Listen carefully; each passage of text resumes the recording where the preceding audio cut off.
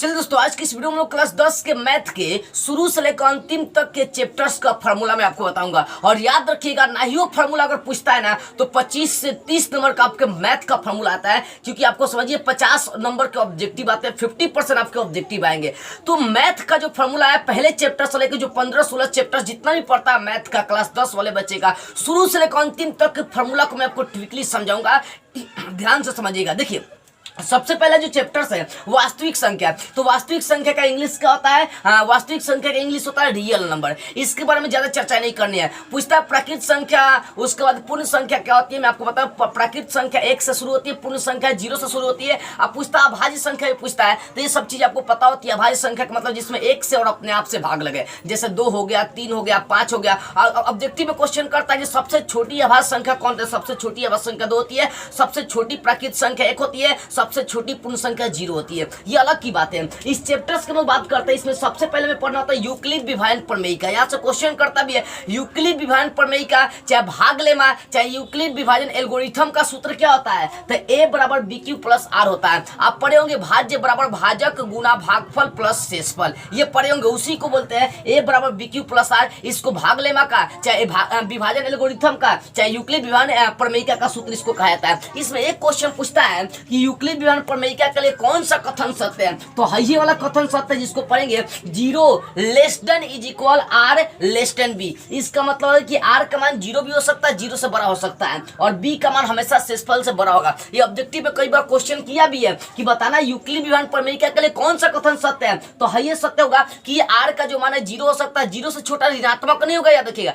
r का मान 0 हो सकता है, 0 से बड़ा होगा। और जो b पड़ता है, b जो भाजक पड़ता है, उसका जो मान है वो हमेशा शेषफल से क्या होगा, बड़ा होगा। तो पूछेगा यूक्लिड विभाजन प्रमेय के लिए कौन सा कथन सत्य है, तो ये बोल सकता है 0 less than equal r less than b, ठीक है ना। और ये भी पूछता है कि यूक्लिड विभाजन प्रमेय से क्या निकलते हैं, निम्नलिखित में से क्या निकलती है। तो हमेशा याद रखिएगा क्या निकलती है, HCF। HCF का मतलब मसा निकलता है। देखो यहाँ से कितनी सारे ऑब्जेक्टिव क्वेश्चन होंगे। दूसरा, अंक गणित का आधारभूत प्रमेय पूछता है क्या है। देखो, अंक गणित का आधारभूत प्रमेय क्या है कि अभाज्य संख्या को तोड़कर भाज्य संख्या का मतलब क्या होता है, जिसमें एको से भाग लगे, किसी अन्य संख्या से भी भाग लगे और स्वयं से भी भाग लगे, वो भाज्य संख्या होती है। जब दो संख्याओं का मासा 1 हो तो समझिए वो भाज्य संख्या कहलाती है, ठीक है।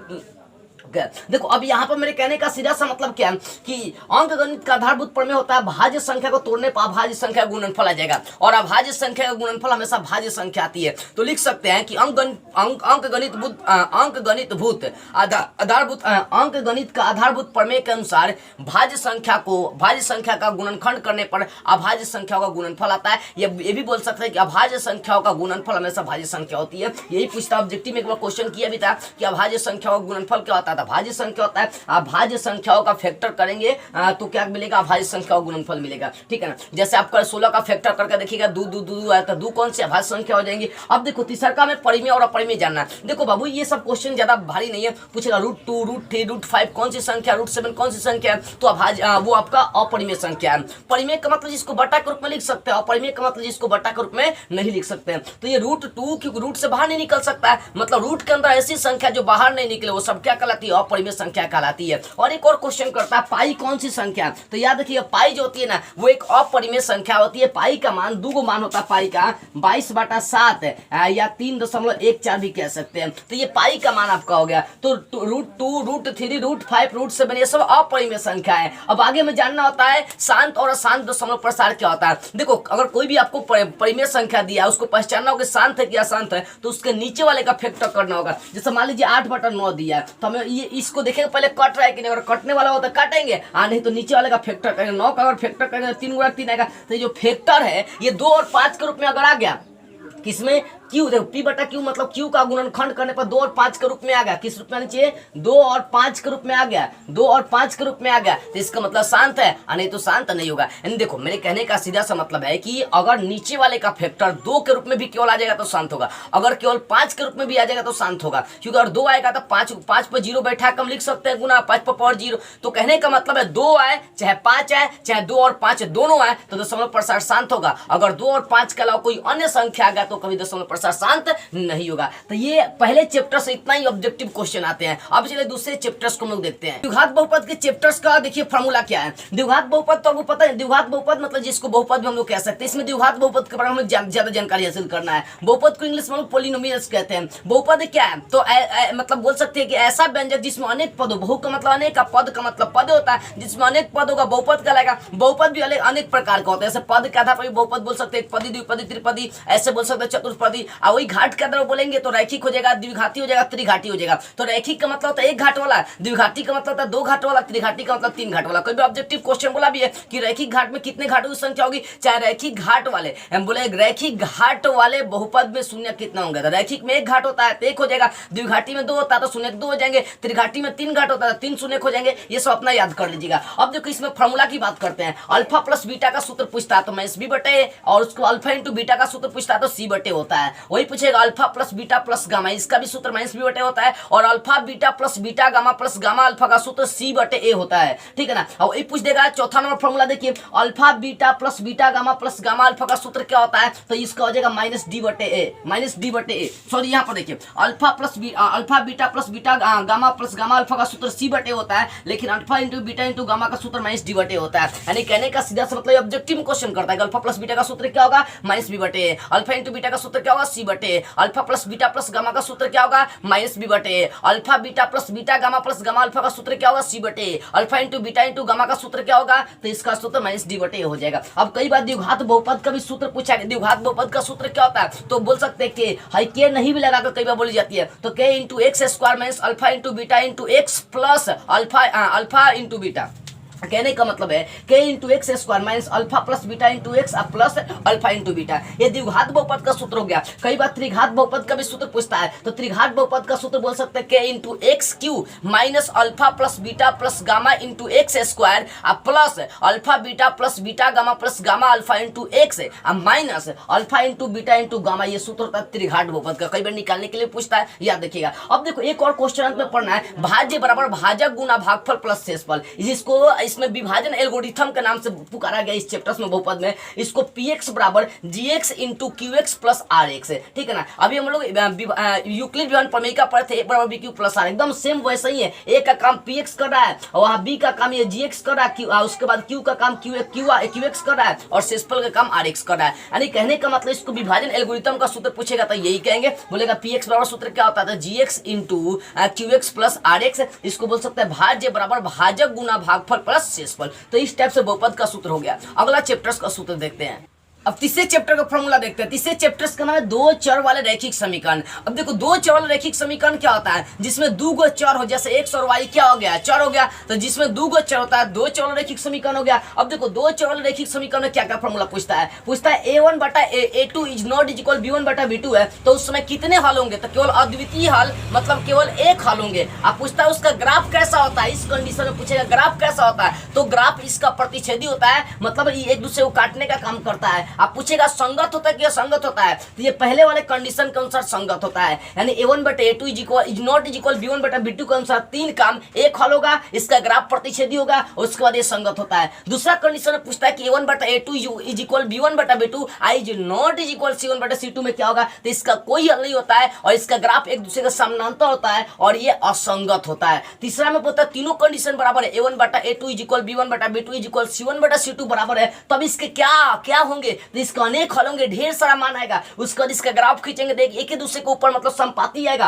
और इस कंडीशन में संगत आएगा। तो पूछेगा a1 बटा a2 इज इक्वल b1 बटा b2 में ग्राफ क्या होता है तो एक इसका ग्राफ का एक ही हल होता है, इसमें प्रतिच्छेदी होता है, संगत होता है। उसी टाइप से ये भी क्वेश्चन करता है कि बीजगणितीय दो चर रैखिक समीकरण को हल करने कितनी विधि है, दो विधि है। पहला ग्राफीय विधि से x और y का मान निकाल सकते हैं, दूसरा बीजगणितीय विधि। बीजगणितीय विधि में तीन गो विधि पढ़ना पड़ती है, स्थापन, विलोपन और ब्रजगुणन। तो जो बच्चे ग्राफीय विधि जिनको नहीं आता है, जिनको बीजगणितीय विधि नहीं आता, उनके लिए स्पेशली मैं वीडियो बनाऊंगा, नहीं तो क्लास 10 वाले प्लेलिस्ट में जाइए, उसमें ग्राफ बनाना सिखा दिया गया और बीजगणितीय विधि में प्रतिस्थापन, विलोपन और ब्रजगुणन तीनों सिखा दिया गया, वो जाकर सीख सकते हैं। हालांकि ये कोई फॉर्मूला नहीं है, ये एक तरीका है एक्स और वाई का मान निकालने का। अब चलते हैं चौथा चैप्टर देखते हैं। अब चौथे चैप्टर का फॉर्मूला देखते हैं। चौथे चैप्टर का नाम है द्विघात समीकरण। आप सभी को पता है द्विघात समीकरण का मतलब क्या होता है। द्विघात समीकरण का मतलब दो घाट वाला समीकरण पूछता है। द्विघात समीकरण का मानक रूप क्या होता है, X square plus B X plus C equal 0 होता है। देखो द्विघात समीकरण में और भी क्वेश्चन आता है, जैसे द्विघात समीकरण दो प्रकार के होते हैं। द्विघात समीकरण दो प्रकार के होते हैं, एक होता है शुद्ध द्विघात समीकरण, दूसरा का मिश्रित द्विघात समीकरण।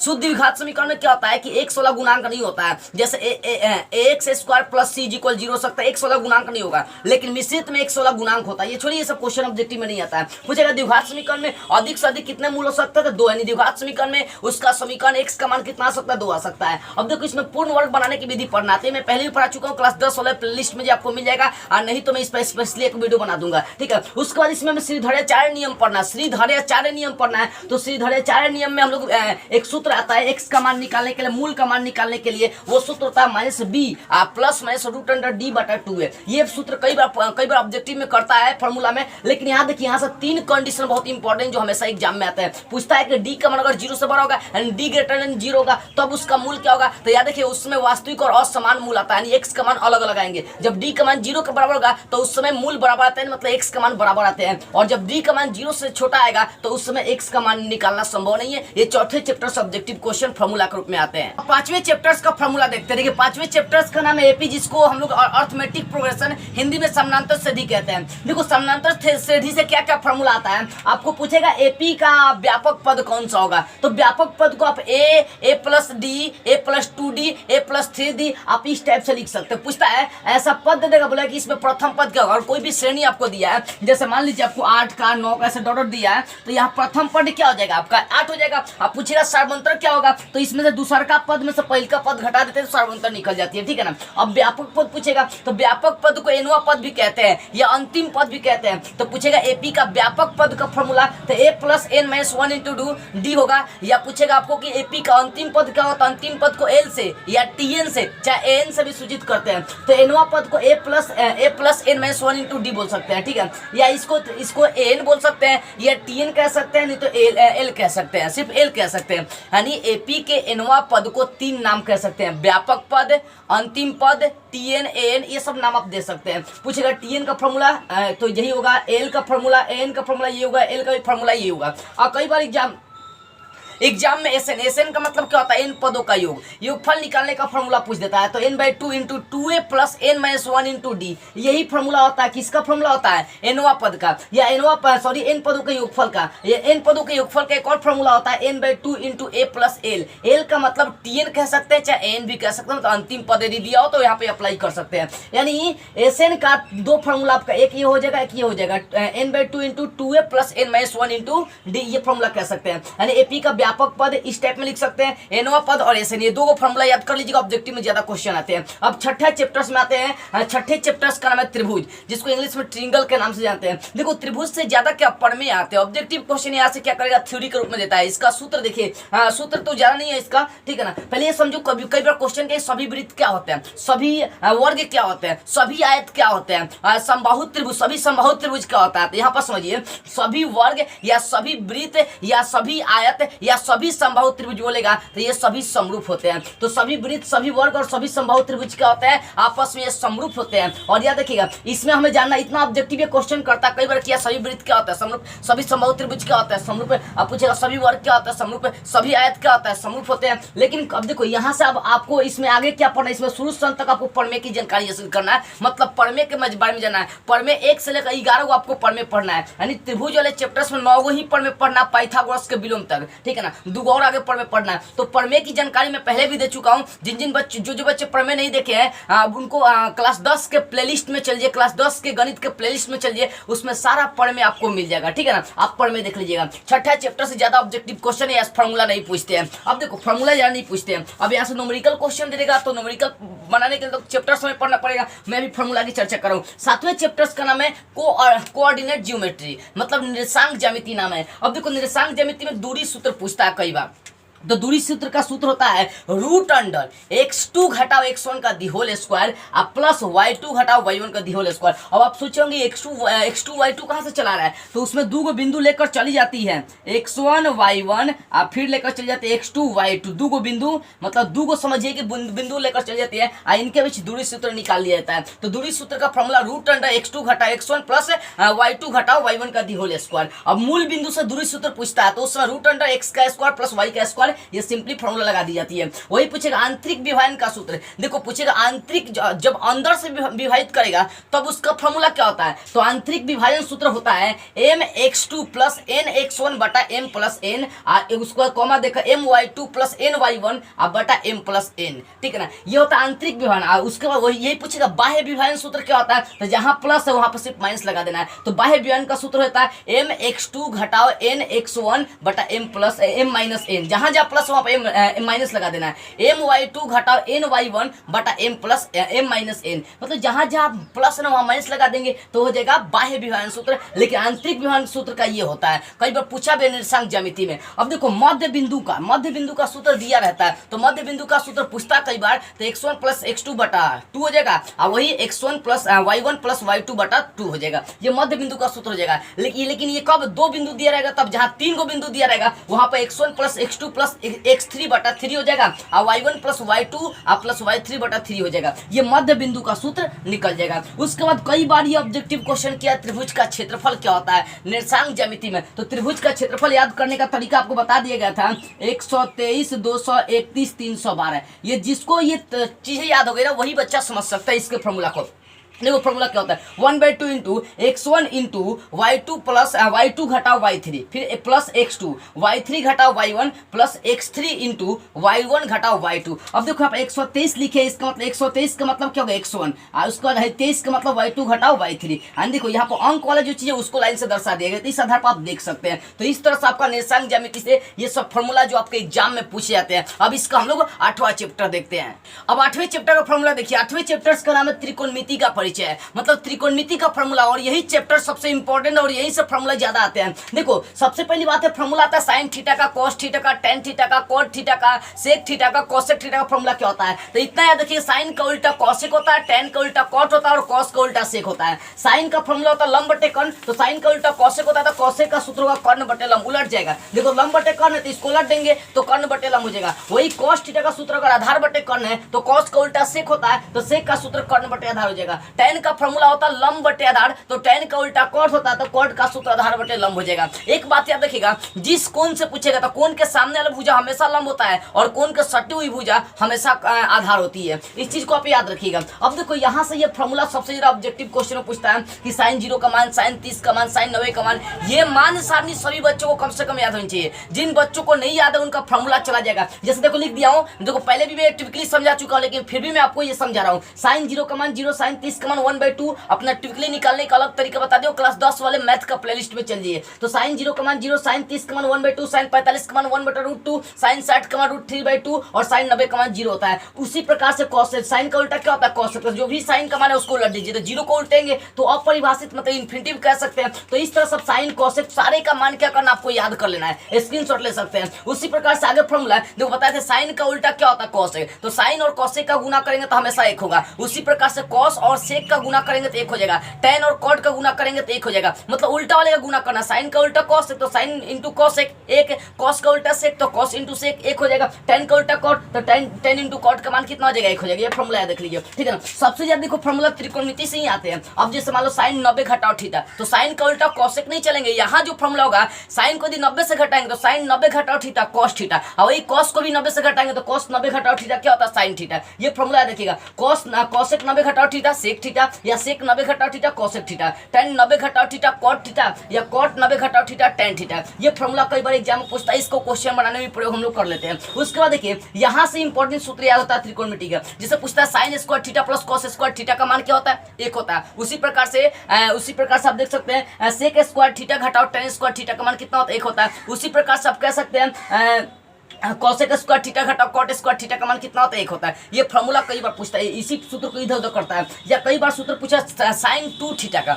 आपको 11th में पढ़ना है साइन 2 थीटा का, 10th में नहीं, लेकिन क्वेश्चन दिया बनाने के लिए। तो साइन 2 थीटा का सूत्र होता है 2 sine theta into cos theta. आगे एक और सूत्र आपका आता है इसमें, देखो tan थीटा का सूत्र पूछता है। tan थीटा का सूत्र होता है साइन थीटा बटा कॉस थीटा, या इसका उल्टा कर देंगे तो कॉट थीटा का हो जाएगा, तो कॉस बटा साइन किसका? कॉट थीटा का सूत्र हो जाता है। तो इस तरह से त्रिकोणमिति का इतना सारा फॉर्मूला है, इसको अपने माइंड में बैठा लेंगे क्लास 10 वाले बच्चे। अब 9वां चैप्टर्स का नाम है त्रिकोणमिति के कुछ अनुप्रयोग। इसमें मीनार वाला प्रश्न पढ़ना है। देखो त्रिकोणमिति में क्या करेंगे, इसका प्रयोग हम लोग करते हैं, ठीक है ना, इसका और मान सारणी का प्रयोग करते हैं। तो त्रिकोणमिति में उसी जो त्रिकोणमिति का अनुप्रयोग मतलब मीनार वाला जो प्रश्न में पढ़ना है, उसमें त्रिकोणमिति का सूत्र प्रयोग करना है, यहाँ से यहाँ तक ये प्रयोग करना है, ठीक है ना। इसलिए इसको याद कर लेंगे तो 9वां चैप्टर भी क्लियर होगा। अब 10वां चैप्टर आता है जिसको वृत्त कहते हैं, सर्किल कहते हैं। देखो वृत्त में क्या होता है कि वृत्त में 2 परमे पढ़ना है, परमे 10 और परमे 11। इसमें क्या पढ़ना है कि जब किसी वृत्त से स्पर्श रेखा गुजारेंगे तो स्पर्श बिंदु पर त्रिज्या से जो खींचा गया लंब होगा हमेशा 90 डिग्री होता है। ये परमे 10 था। अब परमे 11 क्या है इसमें, क्योंकि मैं ये सारा परमे पढ़ चुका हूँ। जो बच्चे परमे नहीं देखे क्लास 10 के मैथ का प्लेलिस्ट में चलिए, वहां पर आपको मिल जाएगा, ठीक है। और परमे 11 क्या पढ़ना है कि बाह्य बिंदु से वृत्त पर स्पर्श रेखा खींचेंगे तो स्पर्श रेखा खींचेगी, स्पर्श रेखा बराबर होती है। देखो इसमें कुछ ऑब्जेक्टिव क्वेश्चन करता है फॉर्मूले टाइप का। देखो बाह्य बिंदु से अगर वृत्त पर स्पर्श रेखा खींचेंगे, मान लो बाह्य बिंदु यहाँ पर है, यहाँ से वृत्त पर स्पर्श रेखा खींचेंगे तो 2 हो जाएगा। तो बाह्य बिंदु से वृत्त पर स्पर्श रेखा खींची जाती है, कितनी खींची जा सकती है? 2 खींची जाती है। अब देखो किसी एक वृत्त पर स्पर्श रेखा बोलेगा कितना खींच सकते हैं, तो अनंत ढेर सारा खींच सकते हैं। अब छेदक रेखा पूछता है। देखो अगर किसी वृत्त में व्यास से न होकर जो गुजरने वाली रेखाएं होती है, 2 बिंदु से गुजरती है, उसी को हम लोग छेदक रेखा कहते हैं। हर जो रेखा इसको छेदक रेखा कहते हैं। यानी किसी वृत्त बोल सकता है, किसी वृत्त में जब एक रेखा 2 बिंदुओं से छेद करके निकलती है और वो व्यास से नहीं गुजरी रहती है तो उसे हम लोग छेदक रेखा कहते हैं। लेकिन जब यही अगर रेखा व्यास से केंद्र से होकर गुजरेगी तो उसको त्रिज्या या व्यास कही जाती है, ठीक है ना। कहने का मतलब केंद्र को छोड़कर अन्य भाग से गुजर जाएगा छेदक रेखा, लेकिन केंद्र से गुजरा तो त्रिज्या कहलाएगा, व्यास कहलाएगा, ठीक है ना। याद रखिएगा। उसके बाद एक वृत्त की अनंत स्पर्श रेखाएं होती है, और स्पर्श बिंदु क्या होता है, मान लीजिए यही वृत्त है,